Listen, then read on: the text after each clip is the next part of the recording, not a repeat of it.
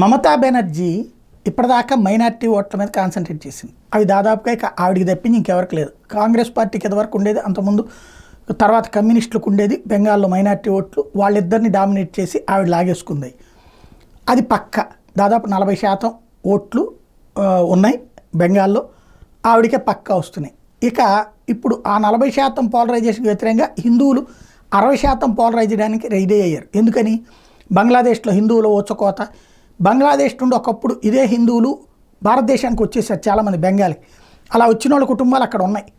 ఆయా కుటుంబాల వలన అక్కడ జరుగుతున్న పరిణామాలు తెలుసుకున్నారు. కానీ మమతా బెనర్జీ స్పీచెస్తో వాళ్ళు లేదా కమ్యూనిస్టుల స్పీచెస్ కారణంగా వేరేగా భావించారు.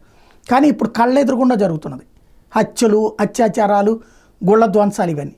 దాంతో అక్కడ ఉన్నటువంటి ప్రజల్లో మార్పు వస్తుంది. హిందువులు పోలరైజ్ అవుతున్నారు. దీంతో ఇప్పుడు తనే హిందుత్వవాది అవతారం ఎత్తేటటువంటి ప్రయత్నం చేస్తుంది. దేశభక్తి నాయకురాలుగా ప్రొజెక్ట్ చేసుకునే ప్రయత్నం చేస్తుంది.